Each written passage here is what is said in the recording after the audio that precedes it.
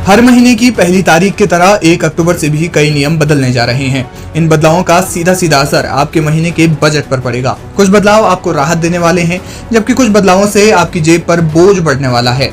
तो इन बदलावों पर गौर करें और इन्हें समझने के बाद ही अपने महीने भर का बजट तैयार करें। सुकन्या समृद्धि योजना से जुड़े ये खाते होंगे बंद। सुकन्या समृद्धि योजना में 1 अक्टूबर से बड़ा बदलाव होने जा रहा है। अब से बेटियों के कानूनी अभिभावक ही उनके खातों का संचालन कर सकेंगे।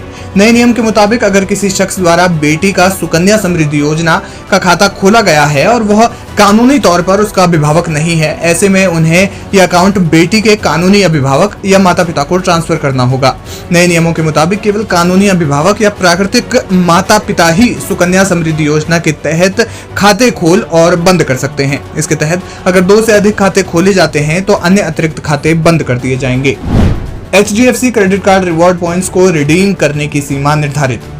HDFC के क्रेडिट कार्ड के मुताबिक अगर आप HDFC बैंक के क्रेडिट कार्ड धारकों में से एक हैं तो आपके लिए स्मार्ट बॉय प्लेटफॉर्म पर एप्पल के प्रोडक्ट के लिए रिवॉर्ड पॉइंट्स को रिडीम करने की सीमा निर्धारित कर दी गई है। अब से कार्ड धारक महीने में केवल एक बार ही इन रिवॉर्ड पॉइंट्स का इस्तेमाल कर पाएंगे। शेयरों के बाय बैंक पर टैक्स।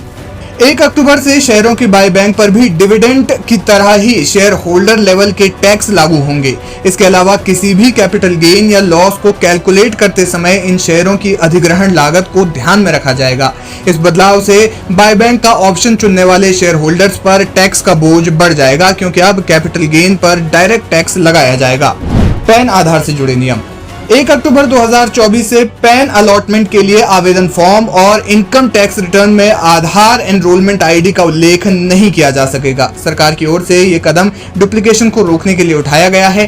केंद्रीय बजट 2024 में उस प्रावधान को रद्द करने का प्रस्ताव रखा गया है जो आधार नंबर के बजाय आधार एनरोलमेंट आईडी का उल्लेख करने की इजाजत देता है। TDS रेट में बदलाव। Section 194DA life insurance policy के लिए पेमेंट। सेक्शन 194G लॉटरी टिकटों की बिक्री पर कमीशन। सेक्शन 194H कमीशन या ब्रोकरेज। सेक्शन 194IB कुछ व्यक्तियों या HUF द्वारा किराए का भुगतान।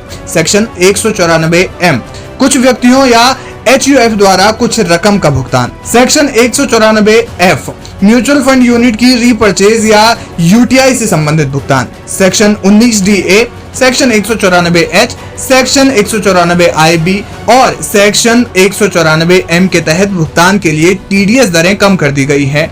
अब इन सेक्शन के लिए TDS दर 5% से घटकर 2% कर दी गई है। वहीं ई-कॉमर्स ऑपरेटरों के लिए TDS रेट 1% से घटाकर 0.1% फोकस करने वाले सेक्शन 194F को 1 अक्टूबर 2024 से हटाने का प्रस्ताव है। LPG सिलेंडर की कीमतों में बदलाव। 1 अक्टूबर 2024 से LPG सिलेंडर की नई कीमतें जारी होने की संभावना है। LPG सरकारी तेल कंपनियां हर महीने की पहली तारीख को इसकी कीमतों में बदलाव करती हैं।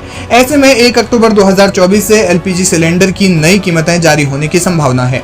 हाल ही में 19 किलो कमर्शियल गैस सिलेंडर की कीमतें उतार चढ़ाव वाली रही है, लेकिन 14 किलो घरेलू सिलेंडर की कीमतें कुछ समय से स्थिर हैं। CNG PNG की कीमतों में बदलाव। 1 अक्टूबर से तेल कंपनियां एयर टरबाइन फ्यूल और CNG PNG की कीमतों में बदलाव कर सकती हैं। नए रेट मंगलवार सुबह 6 बजे से जारी हो सकते हैं। 1 अक्टूबर से कंपनियां नए नियम लागू करने जा रही हैं, जिससे मोबाइल यूजर्स को कई फायदे होंगे।